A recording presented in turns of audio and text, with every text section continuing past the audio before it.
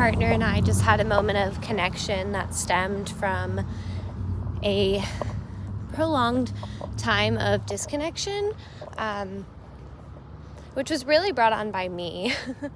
My partner's usually very affectionate, very will go out of his way to connect with you type of person, but he's been sick for a couple weeks, and while he's dealing with all of his stuff, which he has a lot of things going on, right? He has asthma, he has contacts and glasses, he has bad allergies, and then on top of it he has a sinus infection and probably just really bad allergies right now because we're in Vegas and it's just been terrible. And I'm in perfect health. I'm not sick, I have no runny stuffy nose. He's been up every night coughing and sneezing and blowing his nose, just so congested. And when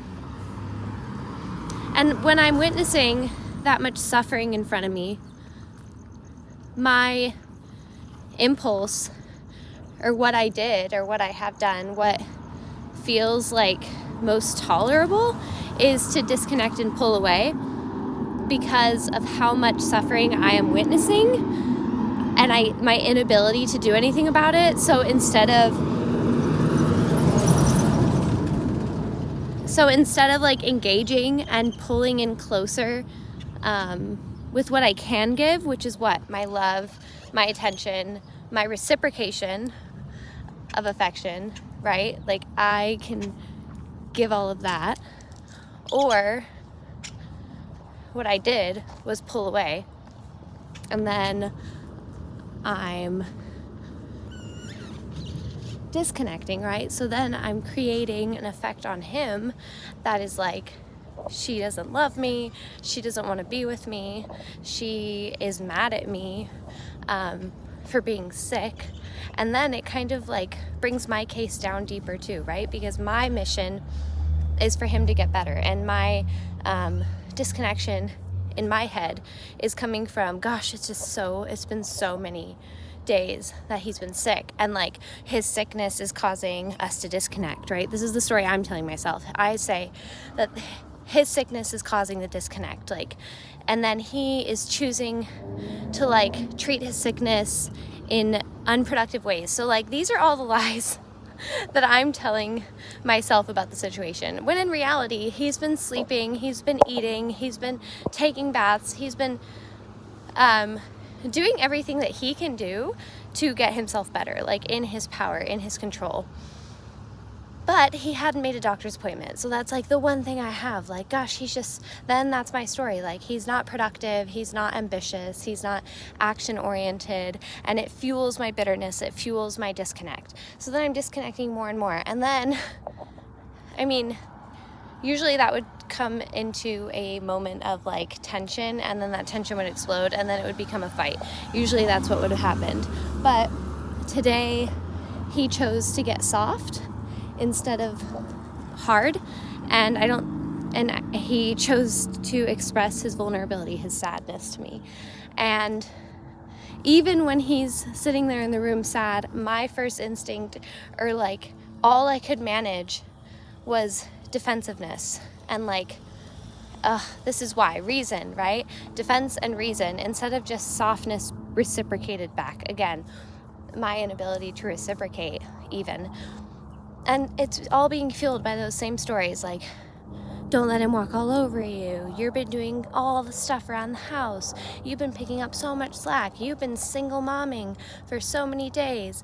You've been working a 9-to-5 job. And then I'm just stuck in this loop of comparison. And it's fueling this bitterness. And all of this is going on so subconsciously, but I have been feeling so internally overwhelmed today, really, especially, and around this eclipse, which is interesting because this is just I keep getting notification after notification after notification that this season is kind of magnifying my relationships and my intimacy. And it's I think I'm just the most intimate person, I'm the most sensitive person, and I am so caring and loving.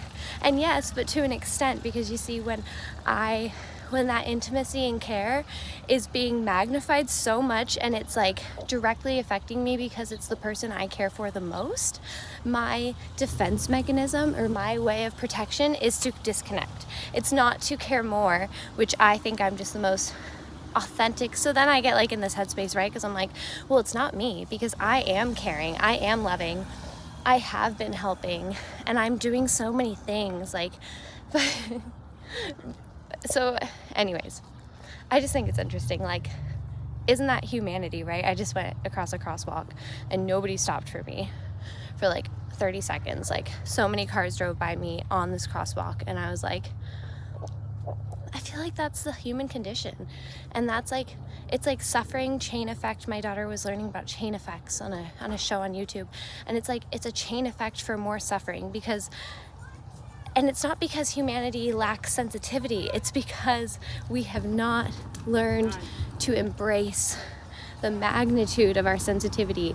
And with so much suffering, right, it just becomes a chain reaction, because the more we disconnect from our sensitive nature, from our caring nature, from our love, which is basically our soul and our authentic selves, which is us, right, which is consciousness. So we're disconnecting from ourselves, and in turn creating and spreading disconnect to those closest to around us, and then they're spreading disconnect to the people closest around them, right? So it's just this chain reaction, and all the while we're creating more suffering around the world because of our inability to cope with the suffering, to really get intimate with the suffering.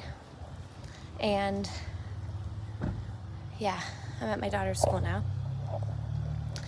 but I just feel like that is profound, right? And it's like, we can look at it in a bigger picture. We can look at the war in Israel and the Middle East right now and look at it in that big of scope, but we can also, and be like, oh, our lives are fine. Why am I feeling so anxious? Our lives are chill. It's because the global human suffering that is going on is directly mirroring to us the suffering that we are creating in our little circles. And so it's time to not, like, if you want to know what you want to do throughout this global suffering and this global hate, like display of hate, you could start looking into your deeper circles, your inner circles, getting more intimate with your relationships and the people around you, because this is all coming from a disconnect between humanity, a disconnect between populations. So we can't control them. We can control the disconnect that's happening here right now. And it's just it's not gotten to that scale yet, right? But like, we don't want to get it to that scale. So let's focus on where we are now, focus on our circles, focus on nourishing our circles, focus on allowing ourselves to get intimate with ourselves so we can expand our ability to feel, expand our ability to hold the other humans around us, and be responsible for, like, really initiate and really keep diving into connection. Because connection is easy, but it's like unleashing the wildness and the beast within us that we are not familiar with yet. It's uncomfortable. It's the darkness, because with that much love also comes that much to lose. So, love you.